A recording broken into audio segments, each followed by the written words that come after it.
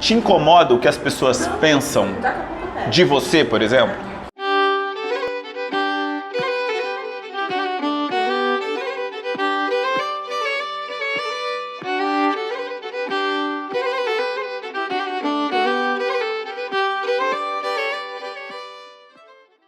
Real e imaginário.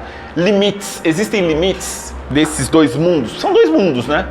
A gente imagina coisas. Aliás, nós estimulamos as crianças a imaginar. O trabalho com crianças não é outra coisa senão propiciar, potencializar que elas imaginem. Imagine isso, imagine aquilo. As crianças ficam imaginando, né? Agora, adultos imaginando já pode ser perigoso. Porque aí você pode colocar a pessoa no mundo. Cadê? O mundo real está acontecendo, mas você está no mundo da imaginação, não é não? E aí? Tem limites para você entre imaginário e real? Você consegue ter um remédio para saber se você está nutrindo o imaginário e não o real ou o contrário? O camarada às vezes está para falar com você, ele não está vendo você, às vezes ele está vendo a imagem que ele projeta de você em você. Imagina espera. Que louco, é que ele espera. Então, eu tenho a expectativa de que aquela pessoa ela seja o que eu quero que ela seja. E às vezes a pessoa força a barra e exige que a pessoa seja aquilo, imagina? Isso no ambiente de trabalho, na vida, enfim, particular, eventualmente. Quantas vezes uma pessoa não quer que a outra seja o que ela quer? O pai com o filho, por exemplo. Os pais exigindo que o filho seja o que o pai queira. Mas peraí, a criança é aquilo? O adolescente é aquilo? Às vezes o adolescente é outra coisa. Ele quer ser aquilo que o pai quer. O pai projeta e forceps vai ser o que eu quero. Profissionalmente, vai fazer um curso determinado, etc e tal. E vocês devem conhecer inúmeras pessoas que foram matriculadas em cursos que eventualmente não eram o que elas desejavam, era o que os pais queriam. Projeto dos pais, né? Tipo, a frustração que o pai teve de não conseguir ser alguma coisa, projeta no filho. Bom, eu não consegui ser alguma coisa, mas você vai ser. Então, aí, pá, coloca a criança já pequena em cursos, aqui, ali, vai viajar, fazer o quê? E às vezes a criança vai descobrir depois que termina aquele curso que não é aquilo. Aí vai fazer o que gosta. Esse é um assunto interessante, né, de se pensar, essa coisa da projeção. Mas, enfim, a ideia do imaginário, projeção, conhecimento, ignorância, você vê que esses temas estão todos relacionados. E essa coisa de pensar se te incomoda ou não incomoda o que o outro pensa, é uma coisa que a gente tem que digerir, né? Nós temos que pensar o que espaço a gente vai dar para a fala do outro na nossa vida. A gente pode fazer o que a Isa falou. Mas espaço zero. Eu queria fazer uma colocação sobre essa coisa da realidade, né, da imaginação e tal. Isso basicamente é a vida de um artista, né? Viver a imaginação e a realidade, o que dá para ser feito entre uma e outra. Mas vou focar mais na imaginação. Todo mundo aqui já deve ter ouvido que o que diferencia uma substância dela ser remédio ou dela ser veneno é a dose, certo? Uhum. Ela pode ser veneno, ela pode ser remédio. Eu acho que a imaginação é a mesma coisa.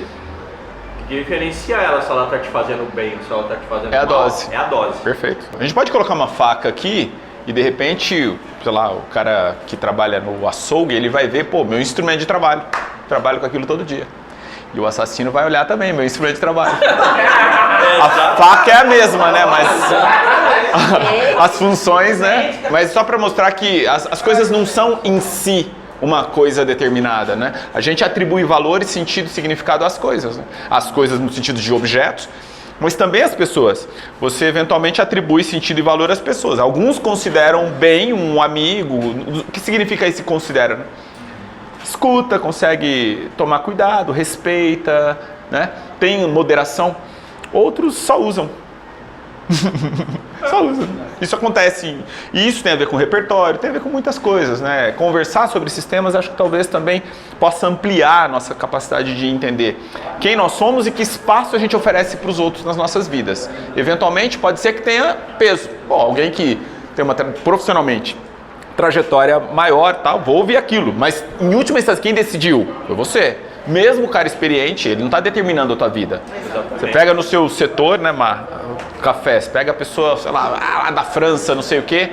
Aprendi horrores, mas as decisões são suas. Eu não quero saber disso. Aí eu estou voltando para a coisa da autonomia. Parece haver algum espaço para alguma autonomia. Nesse sentido de alguma decisão, que mesmo com alguma influência, a gente acaba... Agora, eu queria também colocar um outro ponto nessa conversa que diz respeito... Foi já aqui tangenciado, agora eu vou colocar direto. Eu até procurei aqui no texto, não achei, uma passagem muito legal do Nietzsche sobre o que é a dimensão de uma convicção e de uma mentira? A Andrea disse lá que na Amazônia as pessoas olham o Saci Pererê e é uma realidade para elas. Como é que você vai dizer que não é? Então tem uma coisa que é a convicção. E até aí tudo bem, as pessoas têm as suas convicções. Quando é que essa convicção é uma convicção, e aí é só uma convicção porque você aprendeu isso de alguém, ou é uma mentira que está sendo formulada por alguém? Eu vou dar exemplo claro. O pai de uma criança, ele pode ensinar para uma criança alguma coisa que ele aprendeu com o pai dele e até aí tudo bem. Mas se você pegar na origem, quem ensinou primeiro? Esse ensinamento veio de onde? Veio de uma coisa que aconteceu ou foi simplesmente uma invenção? Muitas vezes você pode inventar uma mentira e ensinar aquela mentira como se fosse uma verdade. Então quem garante que aquilo que está sendo, enfim, ensinado é uma verdade? E aí a criança formou sua convicção, porque aprendeu com os pais, ok? Aprendeu eventualmente no ambiente religioso, aprendeu na escola, aprendeu nos vários grupos sociais. E quem disse que aquilo é uma verdade, né? Às vezes é simplesmente alguma coisa que foi criada, incutida com algum objetivo.